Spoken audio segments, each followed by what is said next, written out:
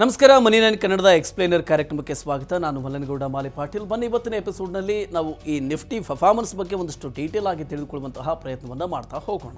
Indian ಇಂಕ್ಗೆ ಹಣಕಾಸು ವರ್ಷ 2024ರ ಮೂರನೆಯ ತ್ರೈಮಾಸಿಕ ಸ್ಥಿರವಾಗಿತ್ತು. ತಜ್ಞರ ಪ್ರಕಾರ ಕಂಪನಿಯ ಲಾಭದ ಪ್ರಗತಿ -10% ಜಾಸ್ತಿ ಇತ್ತು. ಆದರೆ ಗಳಿಕೆಯ ಪ್ರಮಾಣ -10% ಕಡಿಮೆಯಷ್ಟು ಹೆಚ್ಚಳ ಕಂಡಿತ್ತು.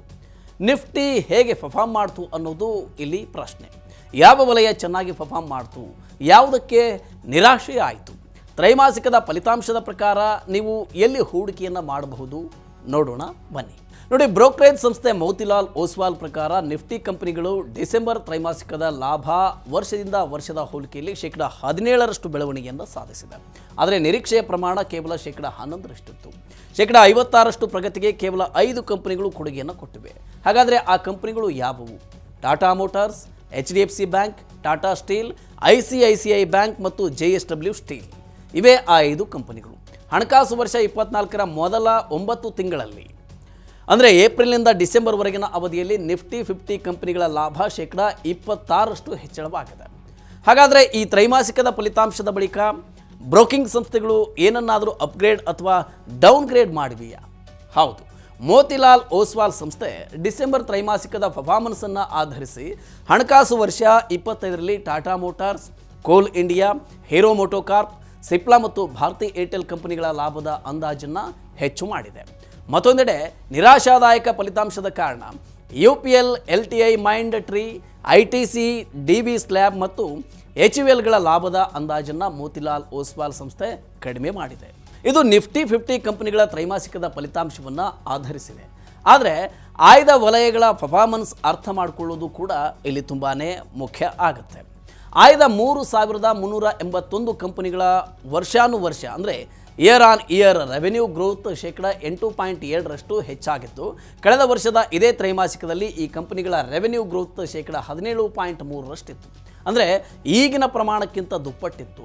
ಹಣಕಾಸು ವರ್ಷ 24ರ ಮೊದಲ 3 ತ್ರೈಮಾಸಿಕಗಳಲ್ಲಿ ಕಂಪನಿಗಳ ರೆವೆನ್ಯೂ ಗ್ರೋತ್ ಕ್ರಮವಾಗಿ -5.3%, 5.9% ಮತ್ತು 8.2% ಇತ್ತು. ಆದಾಗ್ಯೂ ಬ್ಯಾಂಕು ಮತ್ತು ಬ್ಯಾಂಕೇತರ ಹಣಕಾಸು ಸಂಸ್ಥೆಗಳನ್ನು ಹೊರತುಪಡಿಸಿದಲ್ಲಿ ಕಂಪನಿಗಳ ರೆವೆನ್ಯೂ ಗ್ರೋತ್ ಪ್ರಮಾಣ ಮೊದಲ 3 ತ್ರೈಮಾಸಿಕಗಳಲ್ಲಿ ಕ್ರಮವಾಗಿ ಕೇವಲ -0.9%, 1.6% ಮತ್ತು 4.5% ಇತ್ತು. ಆದಾಯಕ್ಕೆ ವ್ಯತಿರಿಕ್ತವಾಗಿ ಲಾಭದ ಪ್ರಗತಿಯು ಸ್ವಲ್ಪ ಸದೃಢವಾಗಿತ್ತು. ಅಂದರೆ ಮೂರನೆಯ ತ್ರೈಮಾಸಿಕದಲ್ಲಿ ಈ ಕಂಪನಿಗಳ ಪ್ರಾಫಿಟ್ ಗ್ರೋತ್ -25% ಇತ್ತು. ಕಳೆದ ವರ್ಷದ ಇದೇ ತ್ರೈಮಾಸಿಕದಲ್ಲಿ ಈ ಪ್ರಮಾಣ ಕೇವಲ -2.7% ಇತ್ತು.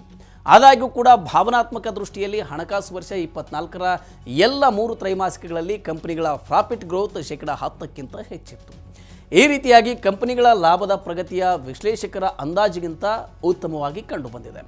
ಆಟೋಮೊಬೈಲ್, ಫಿನಾನ್ಸ್, ಕ್ಯಾಪಿಟಲ್ ಗೂಡ್ಸ್, ಆರೋಗ್ಯ ರಕ್ಷಣೆ, ಔಷಧಿ, ದೂರಸಂಪರ್ಕ, ಕಟ್ಟಡ ನಿರ್ಮಾಣ ಸಾಮಗ್ರಿ, ಲೋಹ, ತೈಲ ಮತ್ತು ಅನಿಲ ವಲಯಗಳ ಕಂಪನಿಗಳ ಫಲಿತಾಂಶಗಳು ಅಂದಾಜಿಗಿಂತ ಉತ್ತಮವಾಗಿವೆ.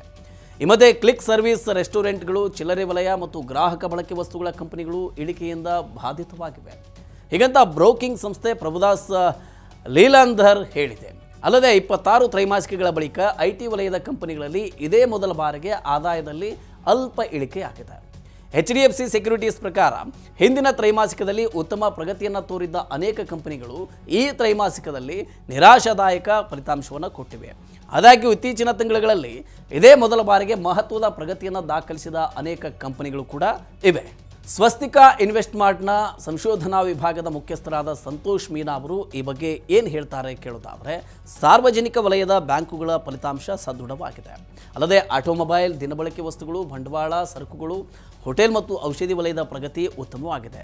ರಾಸಾಯನಿಕ ವಲಯದ ಕಂಪನಿಗಳ ಫಲಿತಾಂಶ ನಿರಾಶಾದಾಯಕವಾಗಿದೆ. IT ಕಂಪನಿಗಳ ಫಲಿತಾಂಶ ನಿರೀಕ್ಷೆಯಂತೆ ಇದ್ದು ಯಾವುದೇ ಸಕಾರಾತ್ಮಕ ಆಶ್ಚರ್ಯಕರ ಫಲಿತಾಂಶ ಕಂಡುಬಂದಿಲ್ಲದೆ ಇದ್ದರೂ ಕೂಡ ಈ ಷೇರುಗಳ ಬೆಲೆ ಮೇಲ್ಮುಖವಾಗಿದೆ. ಆಯ್ದ ಸರ್ಕಾರಿ ಬ್ಯಾಂಕುಗಳಲ್ಲಿ ಉತ್ತಮ ಫಲಿತಾಂಶ ಇದ್ದರೂ ಕೂಡ ಅಷ್ಟೇನೂ ಲಾಭ ಇಲ್ಲದೆ ಇರುವುದು ಕಂಡು ಬಂದಿತ್ತು. ಹಾಗಾದರೆ ತ್ರೈಮಾಸಿಕದ ಫಲಿತಾಂಶವನ್ನು ಆಧರಿಸಿ ಯಾವ ಕಂಪನಿಗಳ ಷೇರುಗಳನ್ನು ಖರೀದಿಸಬಹುದು? ಫಲಿತಾಂಶವನ್ನು ಆಧರಿಸಿ ಹೇಳೋದಾದರೆ SBI, ಸಿಪ್ಲಾ, ಆರ್ಚಿಯನ್ ಕೆಮಿಕಲ್, ಸೊನಾಟಾ ಸಾಫ್ಟ್ವೇರ್ ಮತ್ತು ಇಂಜಿನಿಯರ್ಸ್ ಐಡಿಯಾ ಕಂಪನಿಗಳ ಷೇರುಗಳನ್ನು ಖರೀದಿಸಬಹುದು.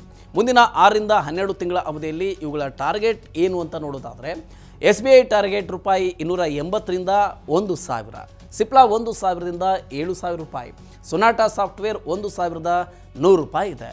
ಈ ಮಧ್ಯೆ 12ರಿಂದ 15 ತಿಂಗಳ ಮುನ್ನೋಟದೊಂದಿಗೆ ₹1,000 ಟಾರ್ಗೆಟ್ನೊಂದಿಗೆ ಆರ್ಚಿನ್ ಕೆಮಿಕಲ್ಸ್ ಖರೀದಿ ಅಥವಾ ₹310ಗಳಿಗೆ ಇಂಜಿನಿಯರ್ಸ್ ಇಂಡಿಯಾ ಕಂಪನಿಯ ಷೇರುಗಳನ್ನು ಖರೀದಿಸಬಹುದು.